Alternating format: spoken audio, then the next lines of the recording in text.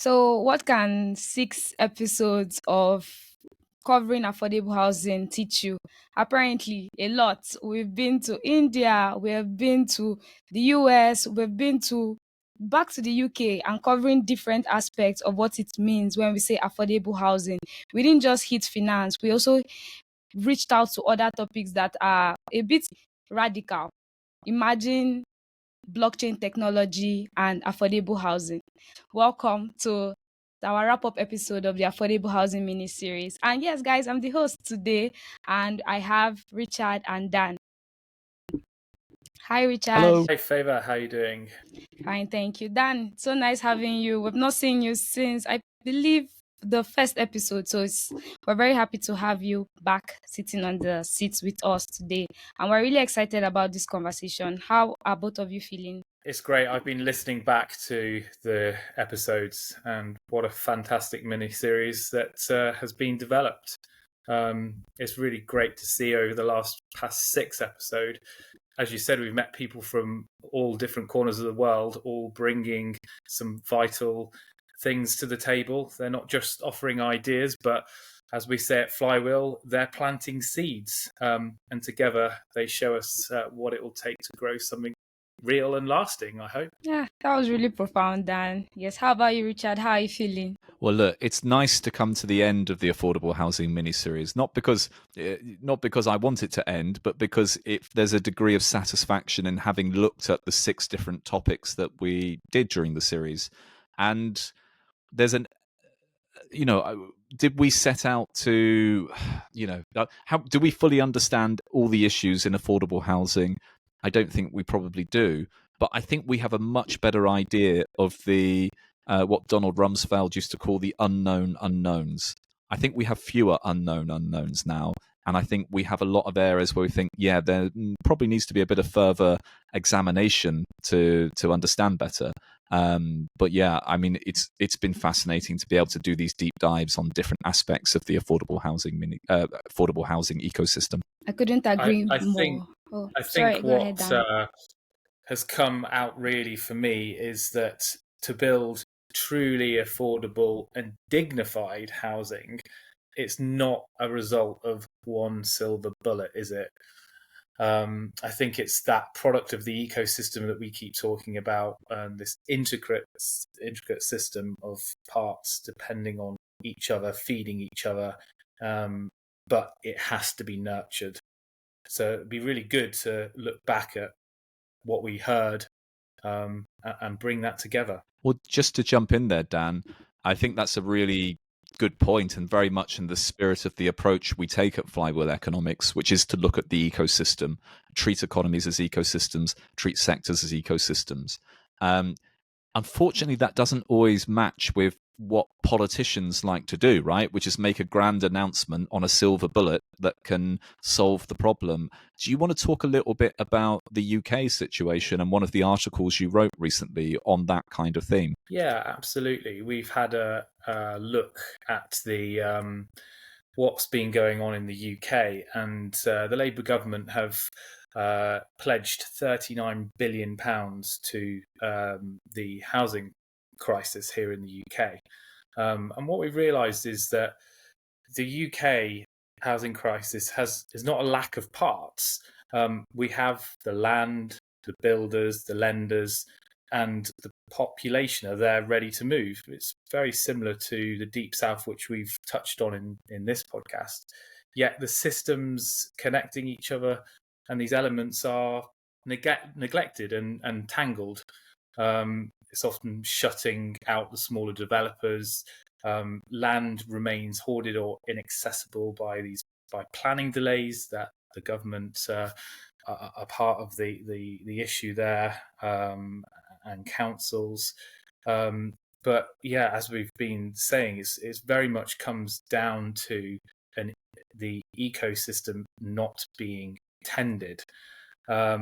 So it's very much the same all over the world. Just because here in the UK we are a developed country does not mean that we don't have the same issues. And I think that's what's really become clear in this podcast or these podcasts, is that the ecosystem and the parts are very similar all the way across the world.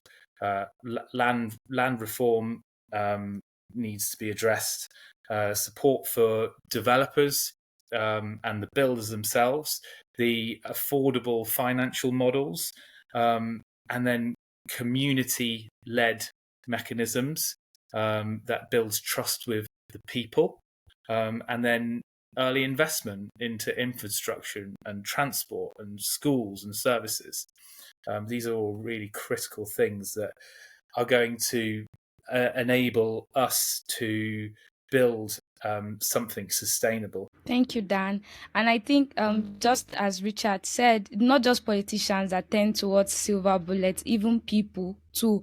We all wish that we could just have a pinnacle, one cure to all the issues, but we have seen over and over again that as much as we would want that to be the case, it isn't the case. And so that is why this wrap up is essential.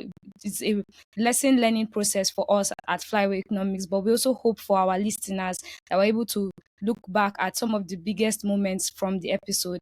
And so, if we don't mind, let's jump in. So, our first episode was with Ian Shapiro, now former CEO of Real, and it was just an attempt, I would say, by us to take a deep dive and an overview of, okay, what is affordable housing and what does it look like today? And because of the extensive reach that Real has in different countries, especially in emerging markets, it was really amazing to take a look and see, okay, this is where it stands. These are some of the issues. We talked about things like when we say green housing, what does that mean? And the answer, just like we are saying, it wasn't one single answer. It turns out that it depends on the country, it depends on weather, it depends on climate and things like that. And so those were just some of the reflections that we had with Real. So how about you, Richard? What were some of your biggest takeaways from that episode? Yeah, it was a really nice way to kick off the series with Ian. And the experience that Real have, it's really nice that they've got multi-country experience in doing this. The thing which I picked up on from the episode, which really stayed with me, is around the idea of, they were trying to put together these earthquake-proof houses in Pakistan, I believe, and they had a design which, on paper, was superior to the traditional designs that were in Pakistan. But what they found was, despite the fact this was on paper a superior design, people didn't take to it. People didn't like it. It wasn't to the taste that people had. It wasn't. So even if you can say, hey, this house is better in terms of these objective measures of what people should care about if they don't want their house to fall down during an earthquake or a natural disaster of some sorts, people still weren't taking it. And I think that speaks to the human element in the affordable housing ecosystem, which is people have preferences, people have taste, there are things that people like, and we have to, we ignore that at our peril. If we're trying to solve the affordable housing ecosystem problems, we have to take account of people's tastes as well. How about you, Dan? What are some of your biggest takeaways? Yeah, so I think what stuck out for me with Ian's interview was that affordable housing is not for the homeless. It's not to be treated as charity. It's not crisis response, but it is a long-term economic development. And he reminds us that homes can be climate smart. We can build scalability. He was very much on the lines of working with the PPPs as well, and getting these government and the public and private partnerships and the NGOs. He had a lot to bring to the table, and it was a really nice start of shaping the landscape for us. Yeah, just to add in favour, I think what was nice about Real's approach is that it wasn't just working on one aspect of affordable housing. It was taking investments, it was looking into a whole host of parts of the ecosystem. So they were, by nature, doing some of the things that we're advocating for, right, in terms of looking at that ecosystem and looking where you can address that.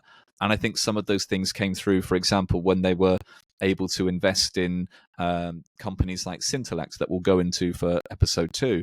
But also just the fact that they're able to work in multiple countries. You have that breadth of experience that really can help pull out some key lessons for which are globally relevant. I Yeah, think I just really picking it. also, Oh, okay. sorry. Sorry, go ahead, Really, Dan. I think that this whole commercially viable aspect that Real and Ian were going along is great. And he just stressed, though, that how we have to build an ecosystem that can carry that forward. And that really lined up with what Flywheel are advocating. Thank you, Dan. Thank you, Richard. I think taking from where both of you have just spoken about, what I can say is that it's a learning process, and when learning, you have to be humble enough to realize that there's a lot of things you don't know. You spoke about the human element, Richard. Something can be good for you and you can still hate it, and that's something that, or I believe, policymakers and people within the sector have to take account to. You always have to account for the human element. And then talking about the fact that when we say affordable housing, as much as we want it to be accessible to all, it's not charity, once again. So thank you for that, Dan. And then moving from Real, this is when we went to India. Also happens to be a partner of Real, that is Synthselect. And we spoke to the CEO over there, that is Sumeda Naik. And our big discussion was around their flagship product, which is Right Profile.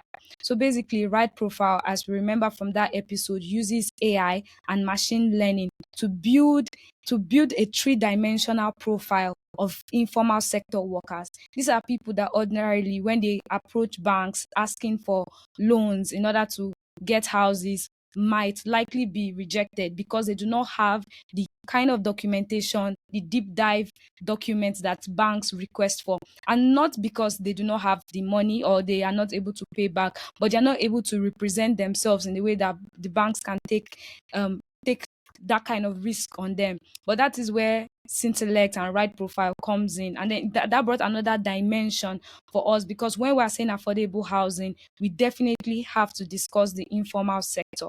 So I'm going to go to you first, Dan. What was some of your takeaways from that episode? So it's really interesting to see through the fintech lens here, and how technology is going to start to be very useful in this space.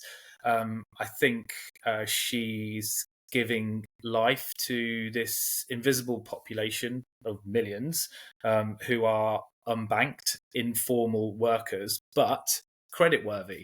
And her work really proves that with the right data, we can unlock lending and, I think, trust at the base of that pyramid. So she's helping us irrigate the soil and ensuring this financial system kind of puts its roots out. That's what I liked about this part.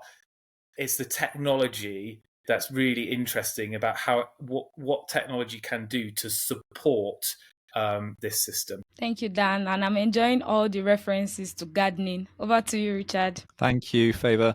I agree with Dan. It's refreshing, this one, because it's coming at a very equity type focus, right? A fairness focus, because it's not trying to solve all the problems in the affordable housing ecosystem. It's a very defined problem, which is, if you're in the informal sector, you're often discriminated against from, getting a mortgage, from formal financial institution products, even if your income is such that you could afford it. So this isn't like what caused the global financial crisis, where people that couldn't afford mortgages were given mortgages, and there was a sort of a bit of a hack in the way they assess creditworthiness. This is about genuinely trying to establish creditworthiness for a group of people that have historically been neglected, and those are the informal sector workers. So it's really about fairness and about expanding the market of those individuals that can be included in formal sector products like mortgages. And I think that's a really, wonderful innovation. It's something that it brings more inclusivity into affordable housing, helps people break away from a trap of being in poor quality housing because they don't have access to finance. It's not solving every aspect of the ecosystem, but in the problem it's trying to tackle, it's doing a brilliant job. And so I really wish Syntellect a lot of success in rolling out Right Profile in many countries, because there's such a big informal sector in so many of the countries across the world. Everyone deserves access to a mortgage if they have the income to afford it, right? Everyone deserves access to good quality housing. Couldn't agree more. And I think it's just like you used to say, Richard, that an ecosystem doesn't have to be perfect, but it just needs to be good enough. And I think that's what Right Profile is trying to do. They can't solve all the problems, but in this niche area that they have decided to focus on, they are making impact. And just like you, I wish them all the best, hoping that they get to more informal economies and across the world. And then episode 3, if episode 2 was a focus on a particular financing, which is more access to mortgage for the unbanked and informal sector, episode 3 was, instead we went from being a microscope to a telescope, in the sense that we went steps back to look at the wider financing sector when it comes to affordable housing. And for that episode, our guest was World Bank finance specialist Simon Wally, and he spoke to us. And I think my biggest takeaway I remember was when he said, when you talk about affordability, you come at it from 3 dimensions. The first being household income, the second being the cost of the house, and the third being financing the products, how much it's going to cost to finance the product. And so it was a master class, and I mean it genuinely. It felt like I was in a class for master students. So how about you, Richard? From one economist to another finance person, how was that episode for you? I think you put it very well with the term. It was a masterclass. It genuinely was a masterclass, and I'm really grateful for Simon for joining us on the podcast, because I think, whilst all our guests have been amazing, Simon has truly been in a position to follow the progress of so many countries around the world as they try and strengthen their ecosystem for affordable housing, as they try and strengthen the financial system that supports that. And being able to see so many countries make that journey over such a long period of time, he's genuinely in a unique position, right? He's genuinely in a very in the kind of position that can give insights that very few others can give. So it's really great to have Simon share his knowledge with that masterclass on the podcast. I mean, one of the things I remember quite a lot, and we've mentioned this in quite a few of our episodes, Favor, is that, as much as you're trying to strengthen the financial sector, you're trying to get more depth in it, you're trying to get secondary markets for mortgages, mortgage refinance institutions, ways that you can improve the liquidity and improve the headspace that the banking sector have to support housing finance. You often bump up against this kind of core constraint, which is what do you do in countries when interest rates are north of 30%, as has been the case in Nigeria over the past few years. How do you try and get a finance that can enable affordable housing in those kind of situations? And the reality is that as deep as you make the financial sector, as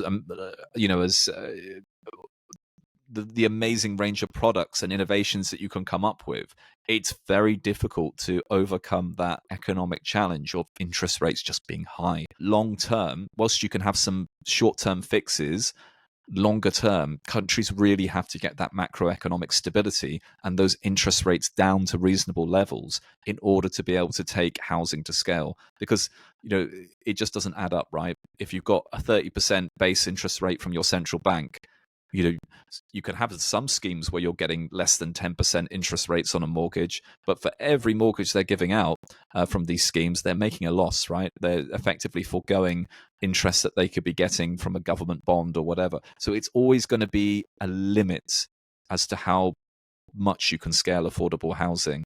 And so whilst we would like to just treat the affordable housing ecosystem as by itself and alone, it sits within a broader frame of macroeconomic stability, and that's essential, because if you don't have that macroeconomic stability, anything else in your economy is going to really struggle.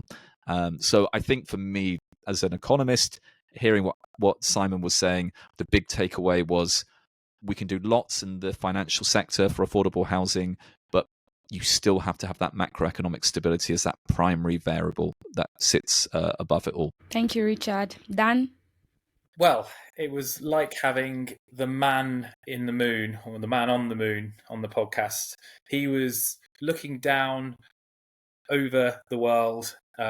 He's an expert in building mortgage systems across developing markets.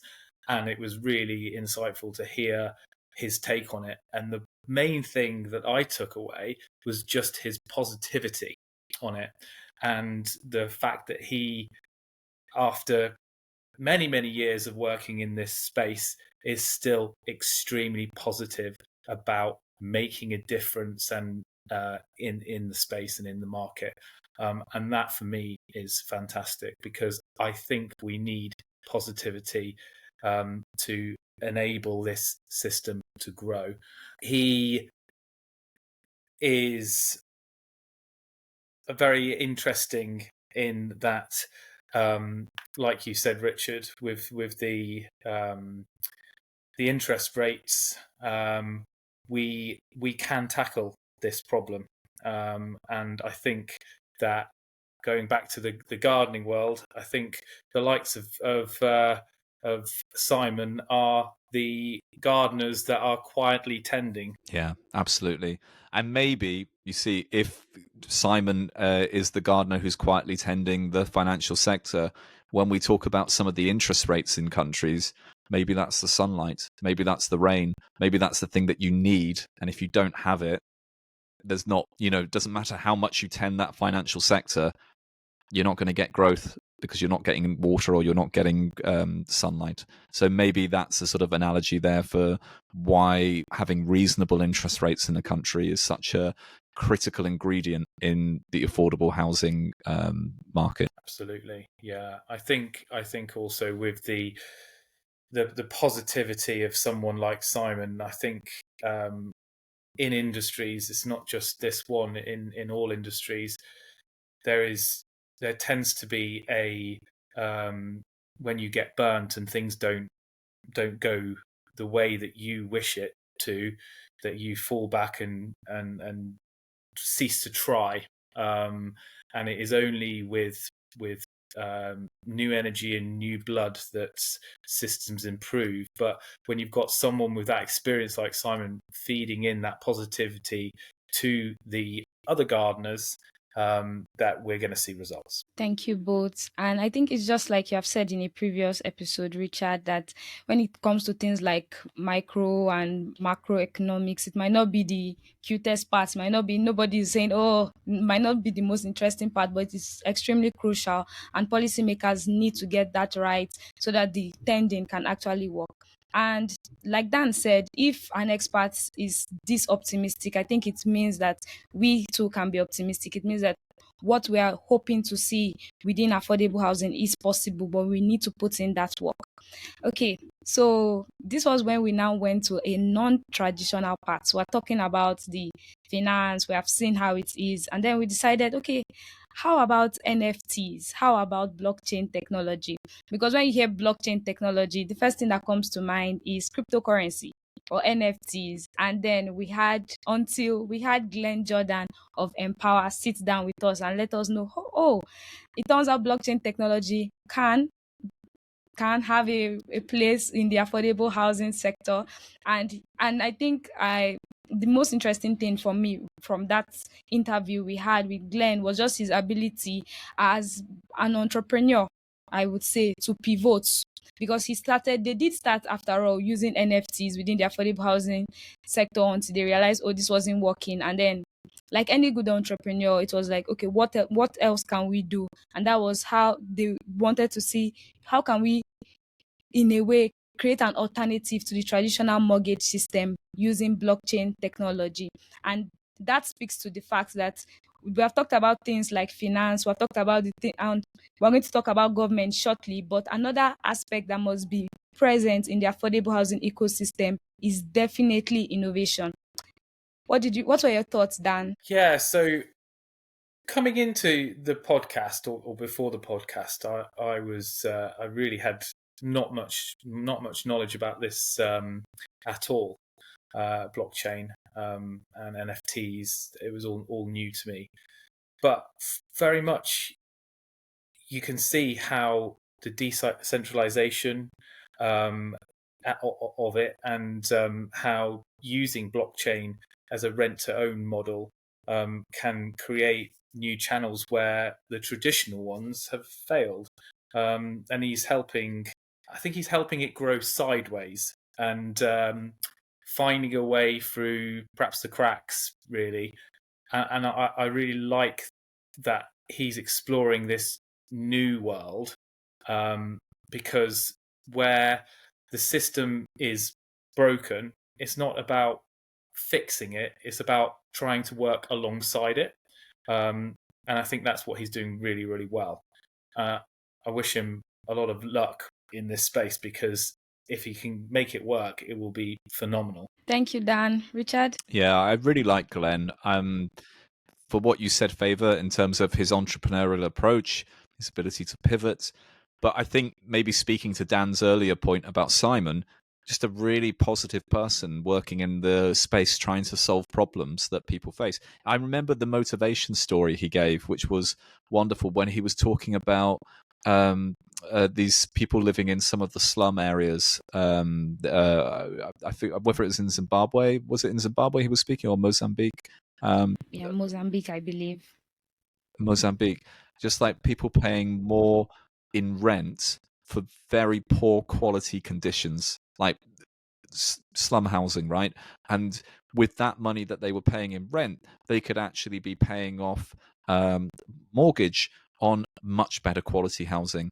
And if we're going to find pathways for people to have a dignified, good standard of living, irrespective of, obviously there's a certain degree of income that's required, but more people to have that high quality, dignified standard of living, then we have to look for ways to solve that problem.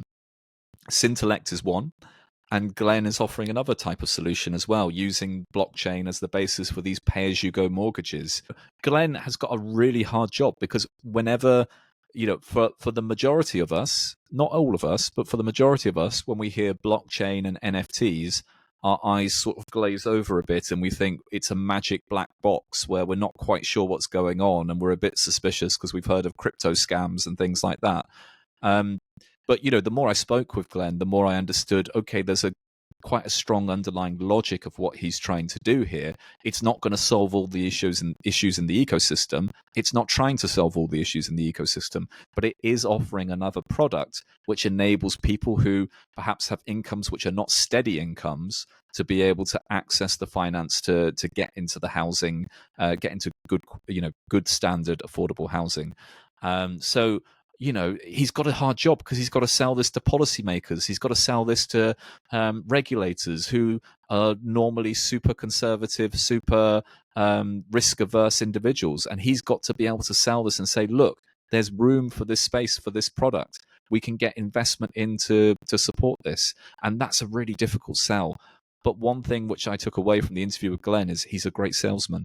And so if anyone has a chance of being able to make that pitch, it's someone like Glenn. And I'm really delighted he's operating in this affordable housing space, because we need more problem solvers like that operating here. So yeah, I took away a lot of positivity from that episode, even whilst knowing that this is a solution that fits within a broader ecosystem, and it's solving one type of problem that's within that ecosystem.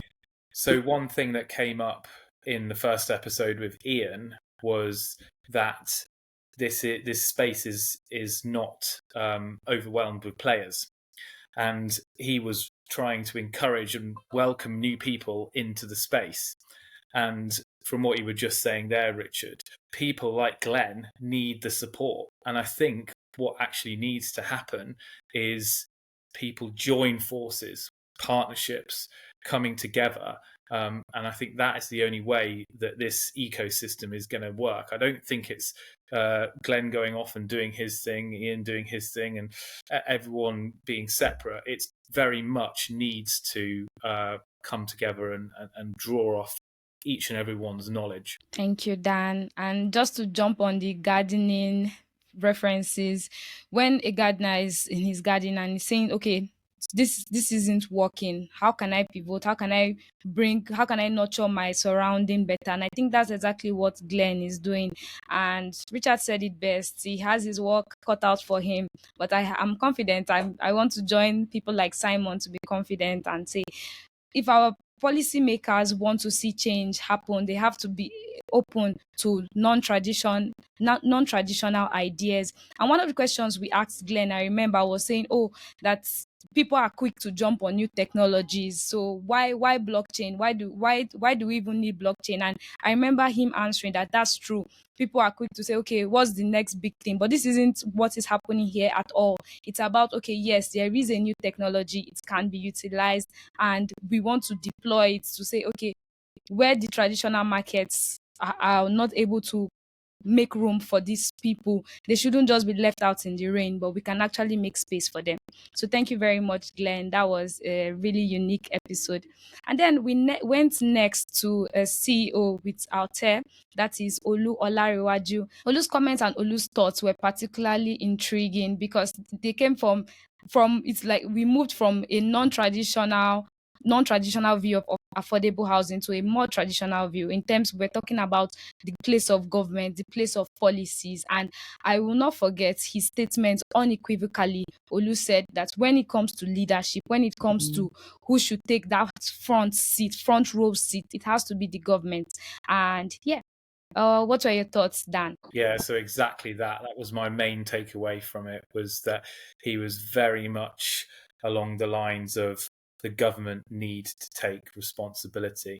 And I agree. I think that they do. But then, just going ahead of ourselves here, we had Andrew Smith, the land titling expert, who kind of rebutted that, and said that it will only survive with and move forward with the private sector. So, but I think Olu's how he was putting it was that the government needs to step up. He's come from a UK background, so a UK housing executive, but also co-founded climate smart housing ventures across Africa with NGOs. And one of my takeaway from Olu's podcast was that working with NGOs brings the community closer in. So they were very much focused on the people, and this is something that the space needs to remember. That yes, it's finance and it's money, but there is a community and a people centric aspect to this problem, and that's where it fundamentally needs to lie, and we need to remember that there's real people at the center of this. Thank you, Dan. I think that was really profound, and thank you for reminding us, because I believe that's the point of this mini series as well. It's not just for intellectual stimulation. We are looking for we're looking for solutions to problems that can actually impact the lives of people. So thank you for that reminder, Dan. How about you, Richard? What were some of your thoughts? Thanks, Favor. I think Olu gave this wonderful quote during the episode of the private sector doesn't show up for affordable housing. And I think that's true, right? The private sector alone does not show up for affordable housing unless there are incentives in place, unless there's a guiding hand from government to help encourage them to invest. It's an area that will be underinvested in if just left to the market. And that truth brings us back down to earth a little bit, because there's some times when I would like to believe that we can entrepreneur our way around a government failing, and you can just kind of boycott government, or you can work around government. And when you have governments which are very unreceptive to solving problems, that are very putting obstacles in the way, which are very slow in terms of how they operate, the temptation is we can say, oh, we can find a private sector solution. There's a fintech over here that can find a workaround, and we can do all.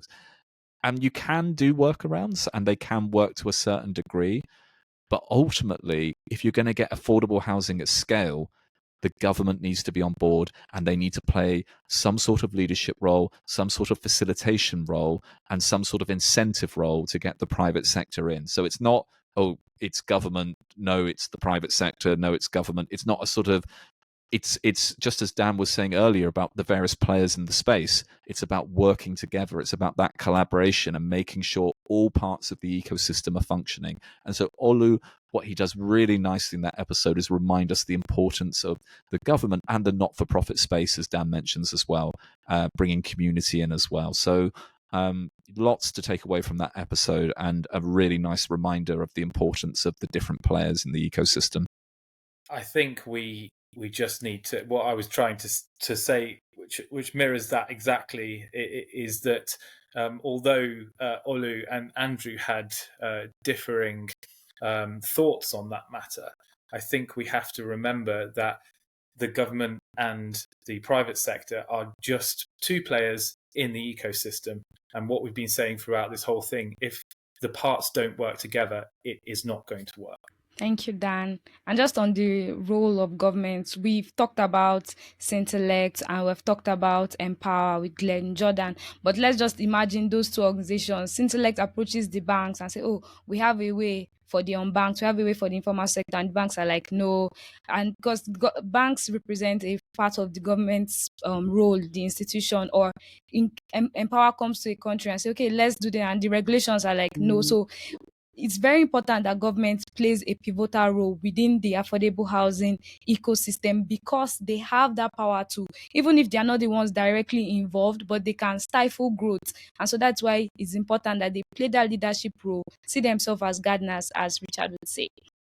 Then we've already referenced our sixth episode of the mini series, which happens to be the last, and that is when we sat down with Andrew Smith, who is a land reform governance expert, and it was quite a compelling episode, quite intriguing and really mind-blowing, in terms that Andrews also had the opportunity to work in different economies in different countries when it comes to creating land governance.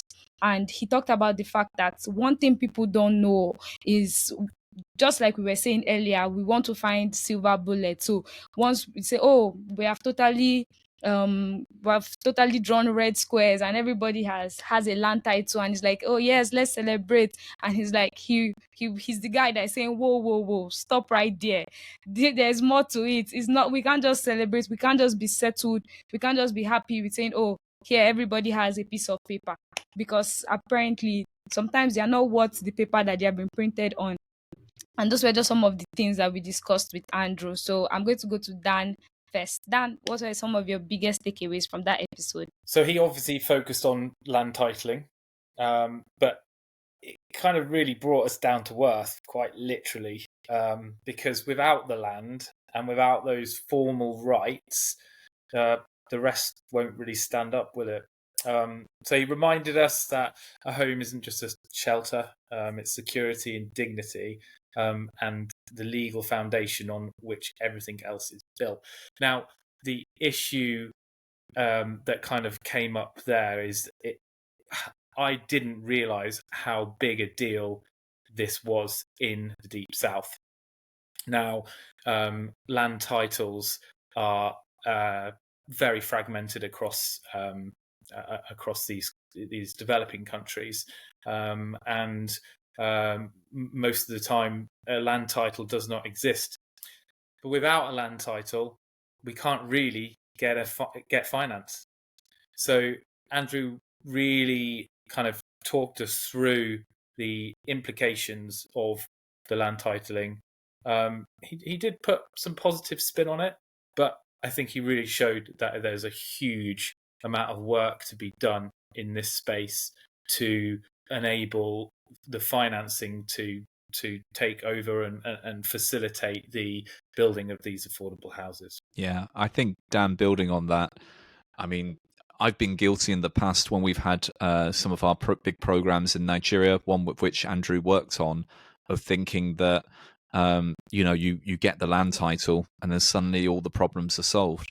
And one of the things that Andrew was very keen on before we did the episode was trying to establish the difference between land titles and land administration, because he saw himself very much as being in land administration, which is broader than just the title. So it's not just, as Favor said earlier, the red square which is drawn on a map which shows what land you own, because that piece of paper is only worth the ability that you have to enforce it. So if you can't take it to court and it can't stand up in court to say, okay, this is your land, nobody else has rights to it, or if somebody comes in and disputes that and says, no, this is, that bit of the land was my land and I have rights to march through it with my cattle or whatever. If you don't have a system that can handle those kind of things, it is purely just a piece of paper. And that piece of paper can't take you forward because nobody's going to lend you money on the back of that piece of paper. And I think that was as you say, Dan, that was like the big, oh, okay, so it's not quite as simple as just let's issue lots of people with paper. This is something that's going to take time. And these are systems which in Europe have evolved over quite a long period of time, right? They've got to where they have, not immediately, not just by issuing pieces of paper, but by an evolving system that has come together, which does include the ability to challenge and the ability to uphold your claim to something. So the work they were doing in Kano in northern Nigeria, where they were issuing these pieces of paper, actually has a chance longer term of bedding down, even if it didn't in the duration of the program, which was just, I think, 5 or 6 years or so. But he said, like, if you have this certificate and in the process of 10 years, nobody is making a challenge on that bit of land, then that's a really good basis to be able to start saying, yeah, actually, that is your land. That does belong to you, that there hasn't been a dispute. And you can actually start firming up some of these things. And they can be things that eventually would hold up in court. And they can be things which you could eventually borrow off and exchange, right? Because you want to be able to build a house and, some people want to live in that house all their life. Other people want to sell that house and move on to another place.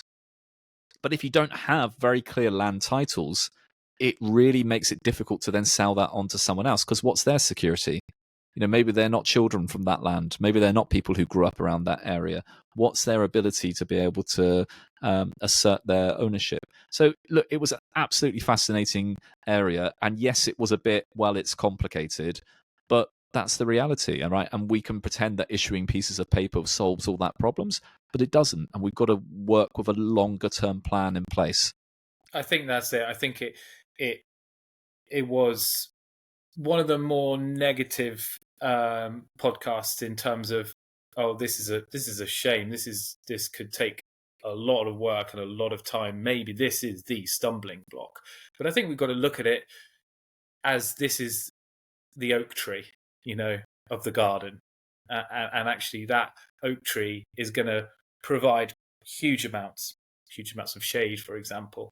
And I think that over time, the land titling, if it's worked on and got right, will provide us with and facilitate us with that legal side of things that is going to then provide the finance needs and the houses. Yeah, I love the analogy with the oak tree, Dan, and I think that's exactly right. This side of things, the legal enforceability of it all is the oak tree, is that sort of hardwood that's going to take a bit of time to get there, but is going to have a very flourishing ecosystem of its own by the time it's got there. We need to have a bit of patience. That doesn't mean we can't do anything in the short term, and I think Andrew was quite open about that, right? So he was drawing distinctions between urban land titles and rural land titles, and suggesting that even within that, there may be cities within countries where it is more possible to have that secure land rights faster, just like in Nigeria, say, where places like Lagos and Abuja may have more firm land rights associated with them than if you were going to a village, say, in a part of the country which was more rural and all the rest. So it doesn't mean you can't do anything. It just means that a bit of patience is required to go the whole distance. No, that's right. He was saying in Kano that actually in 10 years' time, he's expecting it to be, 20 stories high. Yeah, absolutely. Thank you both. And as someone who studied law in a country like Nigeria, we learned quickly that one of the overwhelming cases that we see in court is land cases, because you have a land and then turns out, no, you don't. It's actually been sold to somebody else, and then we begin to go back and forth. And some of these cases spend up many decades and are still not being resolved. So yes, that's why I feel personally that Andrew's episode was really eye opening, because like I've seen the practicality of it, or what it means to not have that really strict land governance or land administration. But I believe, and this is an episode to be optimistic. So I know that those steps, it's just that since we're using the analogy of an oak tree, it's going to take time, but it doesn't mean that we can't do anything in the short term. So yes, that brought us to the end of our affordable housing mini series, and we had such an awesome time with our guests. It was mind blowing, it was thought provoking, and it was just fascinating all around. As I'm going to go back to Richard and Dan, just asking them questions.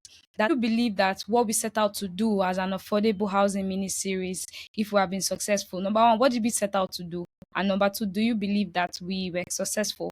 I'm going to go to you first, Dan. Yes, so I think that what we set out to do was understand a little bit more about the space. And at Flywheel, we're all about ecosystems. And so we were trying to understand what the parts of this ecosystem were. And I think we very much have found out what the main parts are. I think there's many more parts, but the fundamentals we've really touched on.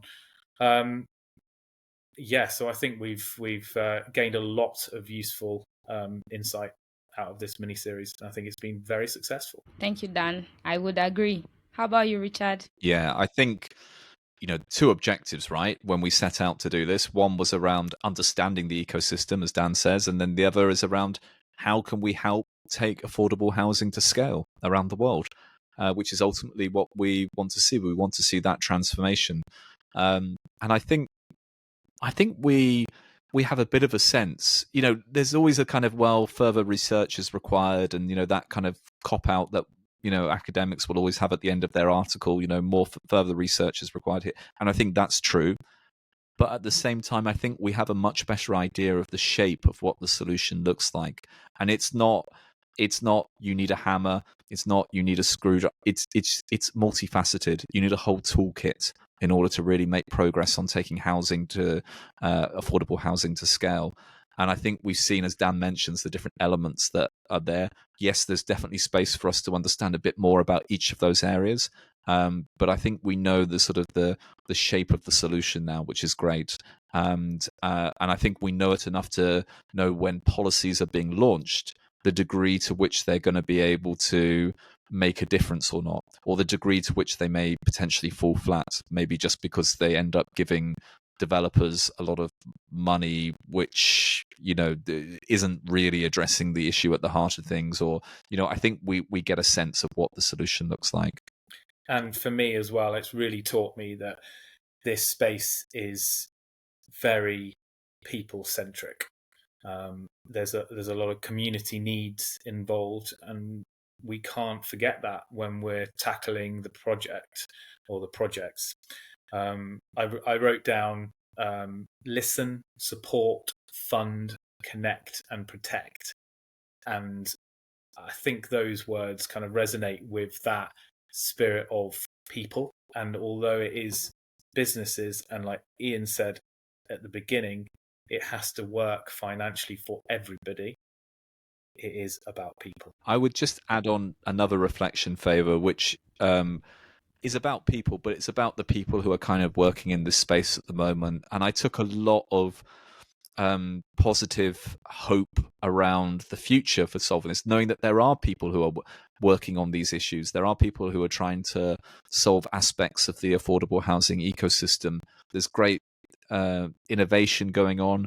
There's people with great knowledge and experience who are working on these issues. And yes, there's not enough people working on this, but there are some really capable brilliant people who are working it, and they are people that we've had an opportunity to speak to in the course of this podcast. So I think there's a lot of reasons to be optimistic about the future of trying to tackle this problem, even if the world isn't yet there yet. Thank you, Richard. Thank you, Dan. I think it's just like beginner painters. So when you are taking a painting class and then they put an image in front of you and then you now begin to draw based on the image. I think what we have been able to accomplish with these 6 episodes is take a look at that painting, look at what we want to see. So we have, okay, this is where we are at and this is where we need to be. And then it's now time for, as Richard said, people working within the sector, our policymakers, our innovators, to now begin to put brushstroke to paper and hopefully create a masterpiece.